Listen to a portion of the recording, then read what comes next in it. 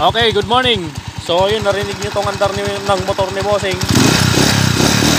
Timing gear na rin. So ang issue nito, sabi ni Bossing, kapag primera medyo may ugong na rin. Tapos kapag tercera may ugong din. Ngayon, i-check natin kung hindi counter shaft axle ang problema nito or pilot bearing. Maaring first gear din or maaring third gear din. Okay? So nandun lang yung magiging problema nito kapag maugong ang primera at tercera. Alright, so ngayon ibababa na natin to. Ayan, palalamigin muna natin dahil tinest drive ko muna para malaman ko kung anong gagawin sa motor ni Bossing. Okay, let's go. Nandito tayo sa Wilcon pala. Wilcon Paniki. Yun yung highway. Okay, tapos ito yung entrance ng Wilcon. Yan, yung pahabang yan, papuntang Wilcon Depot. Tayo naman doon lang sa likod. Pagdating natin sa likod, lagpas ng Wilcon Depot, is may dalawang posteng magkatabi doon, bandang kaliwa, dalawang posteng magkatabi. Kakaliwa lang kayo doon. Tapos diretso lang kayo doon sa may bakanting lote na parang basketball court na walang ring. Pasok lang kayo doon. Makikita nyo na yung Cabro Mechanic Shop. Alright? So tara na, balik na tayo. Tapos magkape-kape muna tayo.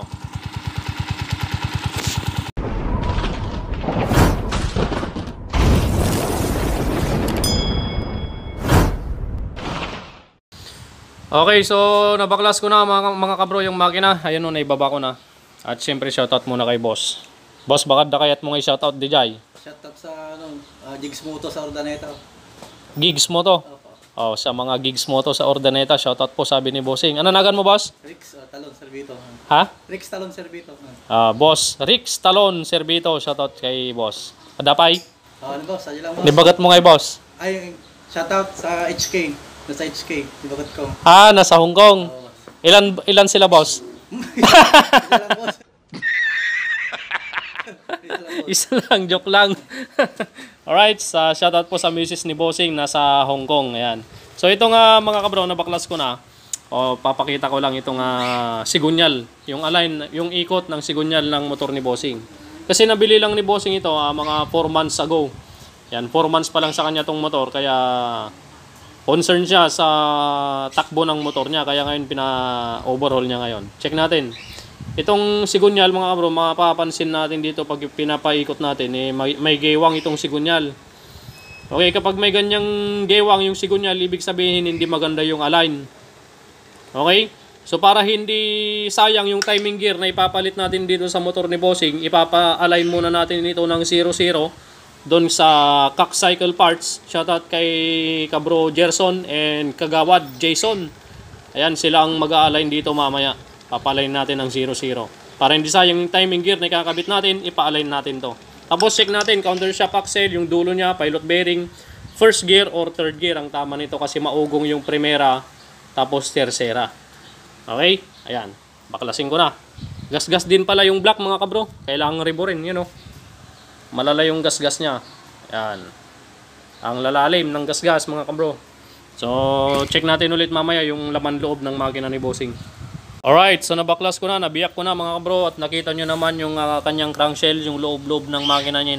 Napakaitim na mga kabro. Kasing kulay ko na. Ano boss? Okay, yung naging problema nito dahil maugong yung primera at saka tercera is yung counter shaft axle, goods pa naman.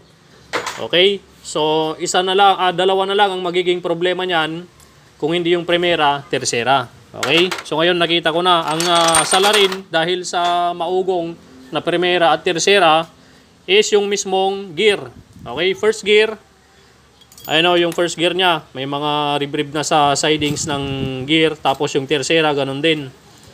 Ito yung primera. Okay? Ito yung primera, ito yung tercera, magkatabi. Okay, yung primera, nakafix yan dito mismo sa main shaft.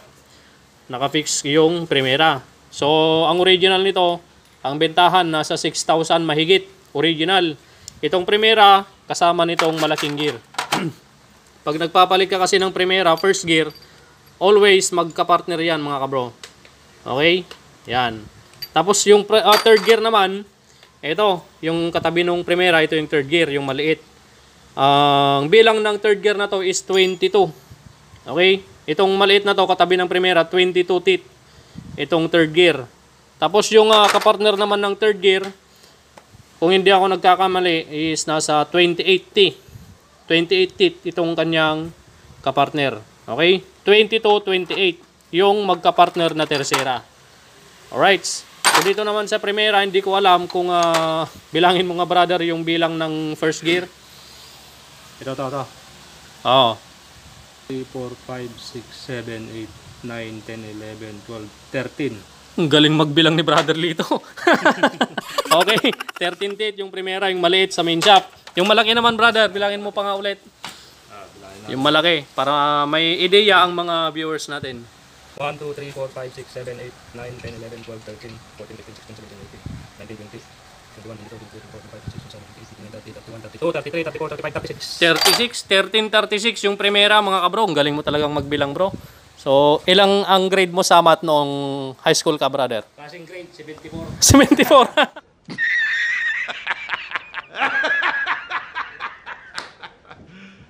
You serious? Yun ang naging problema dito sa motor ni Bossing. Hindi counter shop, pero first gear at third gear yung naging problema. Okay, isa pa yung align ng sigunyal.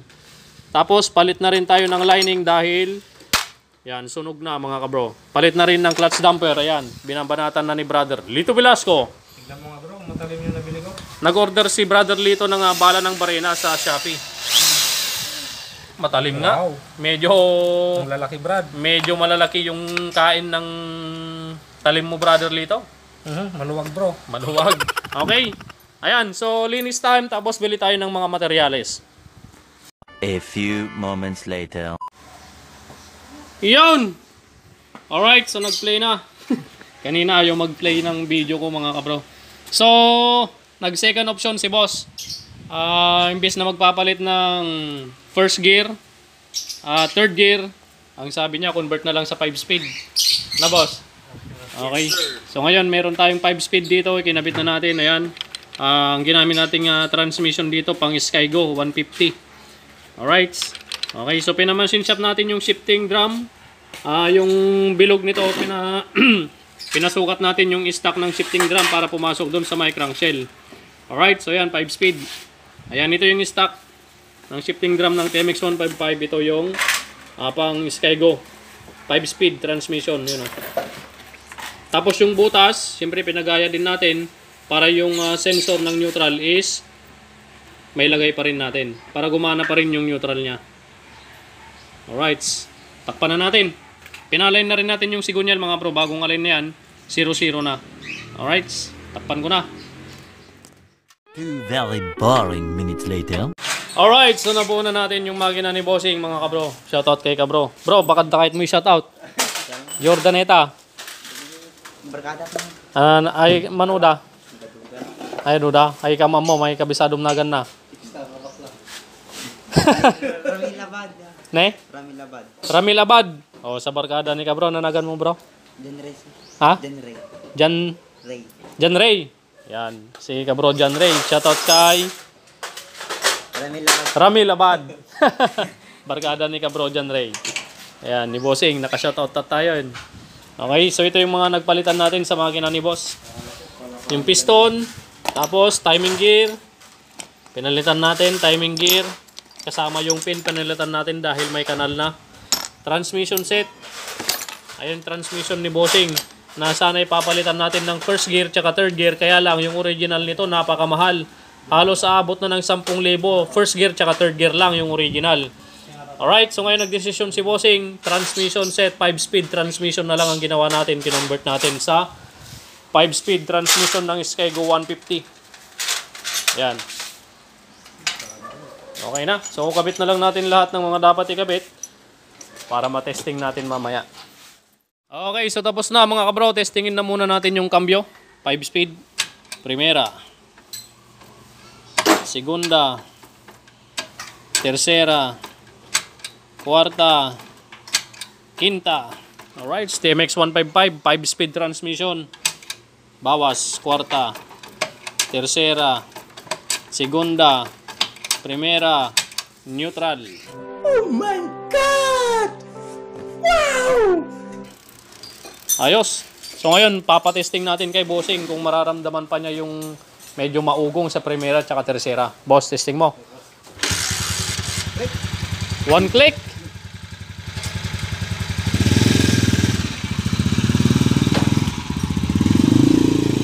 Primera 5 speed.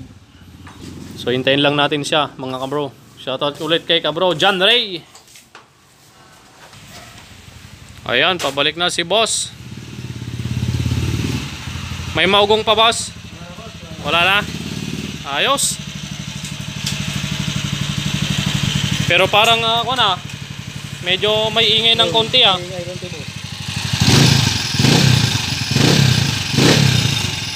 Maingay. So kailangan nating magpalit ng timing gear. Brother, palitan natin yung timing gear, maingay. Alright. Okay, dahil maingay yung timing gear na nilagay natin, palitan natin ulit ng bago. Okay. One eternity later. Okay, so napalitan na ng timing gear mga kabro. Ayan, so ito yung tinanggal natin, bagong bago, pero maingay. So meron talagang mga ganitong bago, pero factory defect, maingay pa rin yung andar. Kaya ngayon, pinalitan na natin ng iba. Pero same brand din. Itong pag na kinabit natin kanina maingay, tapos pinalitan din natin ng pag na brand. Yan. Sige, start mo brother. Buti na lang nakapaghintay si boss na boss. You know. Okay na. Rev mo nga bro, rev. Ayos. Okay, so kapag gumagawa tayo mga bro, kapag nagpalit tayo ng timing gear, eh, maingay pa rin, hindi natin pakakawalan si boss na uuwi na ganun kaingay yung makina niya, na boss? Kaya pinalitan ulit namin kahit malugi tayo sa pyesa, at least ayos yung motor ni boss. Ano boss? Kabro lang sa kalaw. Okay na. So readjust ulit mamaya, test drive lang ulit. Yan. Di baling malugi tayo sa pyesa, wag lang malugi ang customer na boss. Yan.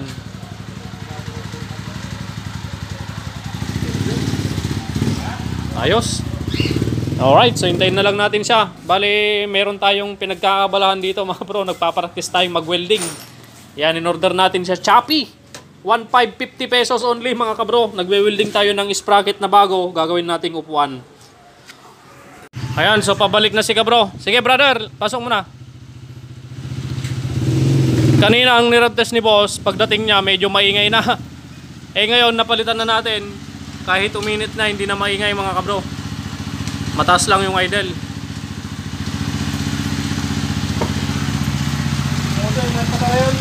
Smooth na. Makapal naman pa ng labi bro. Makapalang labi. Ito, medyo mas manipis.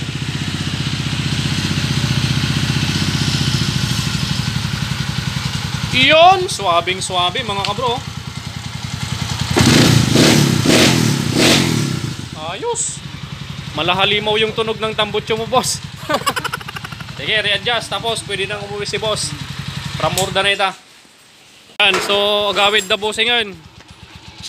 May samang pa yung rib, boss. Yan, naganda yung andar na tatay damdamo ya. Mayatin. Nikanda ka pa itibox ti sapatos ning branded. Ayos oh. Silensyo. Boss, salamat. Tapos na yung conversion natin sa 5-speed transmission. Okay. Ingat boss, salamat.